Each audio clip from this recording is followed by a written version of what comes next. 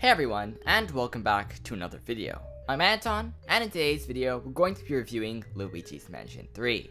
Now that I have completed the game, it's time for me to give my thoughts about it, and if it is worth it or not. So before we get started, don't forget to hit the subscribe button to see future videos on the channel, and let's get started.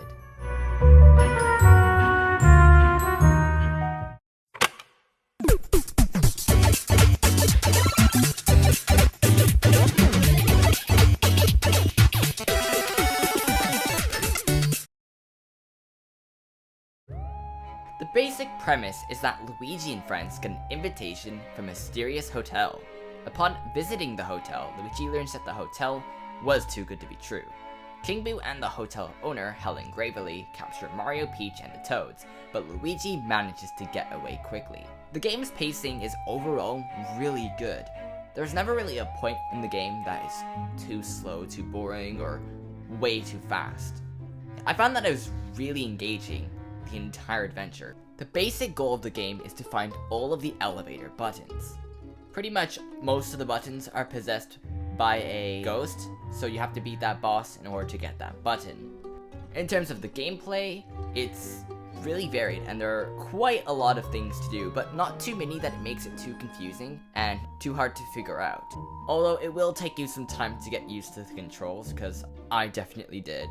But after a while, they became really satisfying and extremely solid. Obviously, the main mechanics in the game are being able to suck and push out air, and pretty much this is your main thing that you'll be using with a lot of puzzles.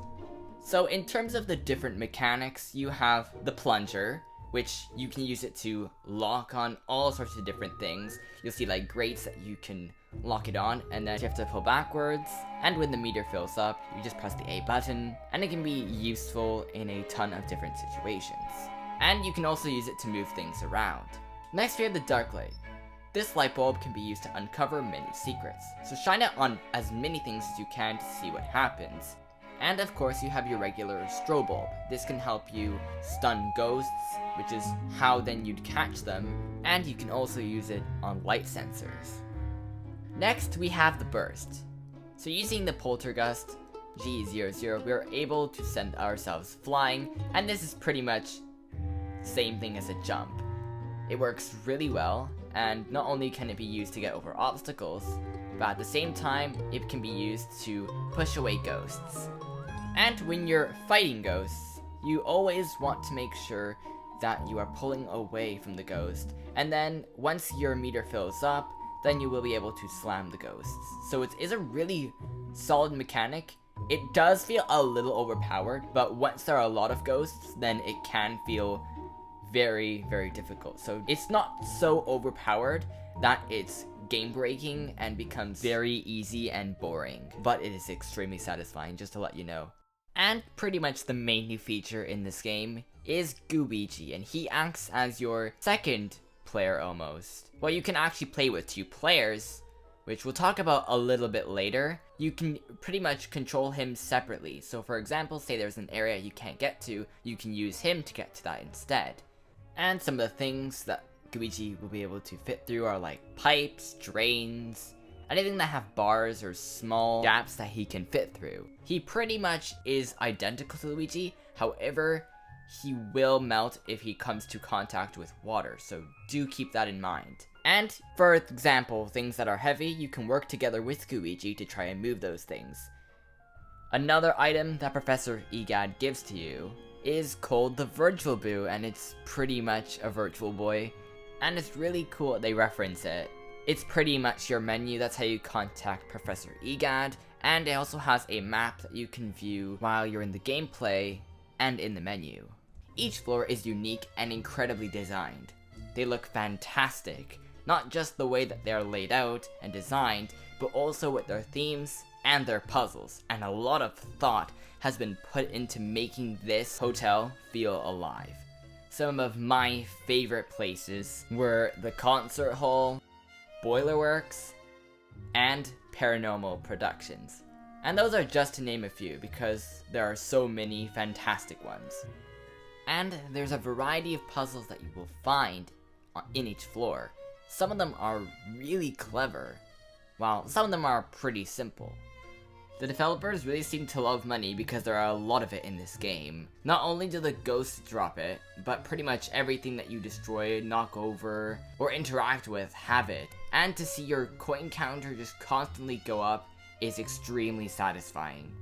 And it's not just money that's satisfying to collect, pretty much everything. Like, you'll see so much detail with a lot of random objects. And for example, you see glasses and plates, crunched up paper, and they all have their different physics and fall differently. Some of them are heavier than others, so it's really satisfying to see how real all these objects feel.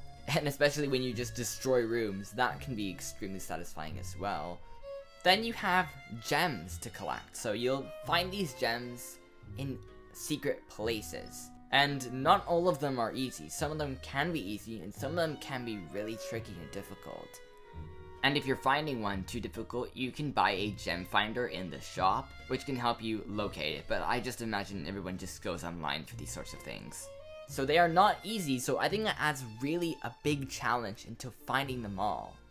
And they are extremely cleverly hidden, so expect to find them in just the weirdest places. And on top of that, there are even boos to collect, just like the original Luigi's Mansion. These aren't the most fun to collect. You'll find a boo on each floor of the hotel, and they're quite annoying, I have to say. They're not that fun, but of course, once you get all the gems and find all the boos and capture them, then you will get some rewards that you can flex in ScareScraper Mode, which we'll talk about in a little bit.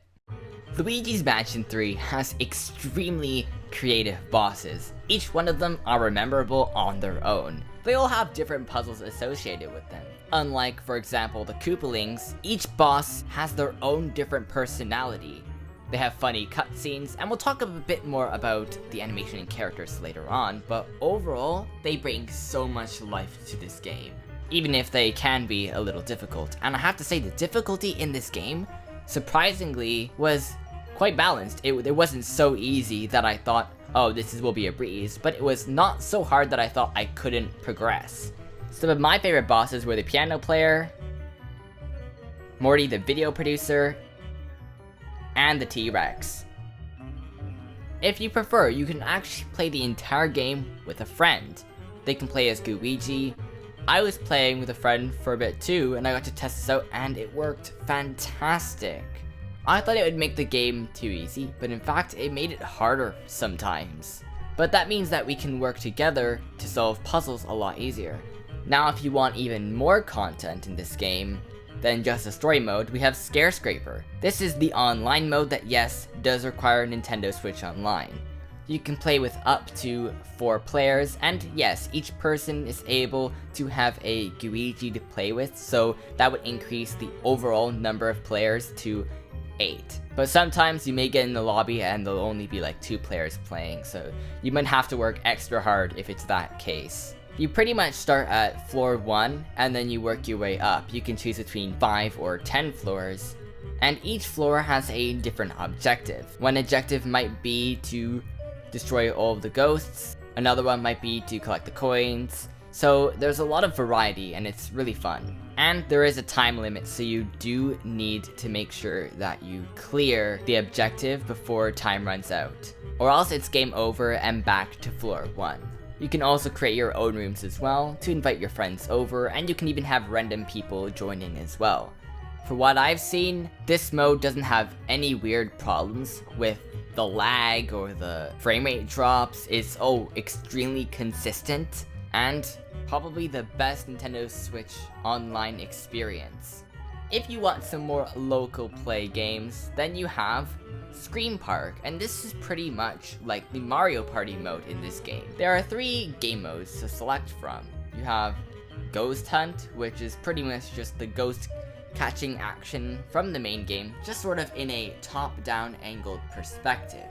Next we have coin floating. In this mini game, you have to try and collect as many coins as possible with avoiding the bombs. It definitely is a weird game to play and changes the formula up significantly. And finally, we have Cannon Barrage. In this minigame, you have to try and get the cannonballs in the cannon to shoot at the targets. You have to make sure you time it right, however, to hit the targets. and you might have to fight ghosts for some of the cannonballs. In terms of the graphics, they look beautiful. This game is possibly the nicest looking Nintendo Switch game. I don't know how they did it, but the animation is so fluid, the frame rate is always persistent, and the resolution is always really nice. Sometimes it does drop, but mostly it is pretty sharp. All the characters' personalities and animations are so great, especially Professor Egad. I thought it was funny how Professor Egad's mouth moved with his voice, because obviously he just says random gibberish, but I thought that was hilarious, and there are some funny parts too. And the music in this game, wow, it's really good too. They all fit their respective floors very well. Which is why I'm pleased to give Luigi's Mansion a 10 out of 10. For it's just a fantastic experience, and if you've played any of the Luigi's Mansion games, you'll sure to love this one. Anyway, I hope you guys did enjoy this video. If you did, then don't forget to hit the subscribe button and leave a like on this video. Also, comment down below what you think of Luigi's Mansion if you have played it. And with that, I'll see you guys in the next one.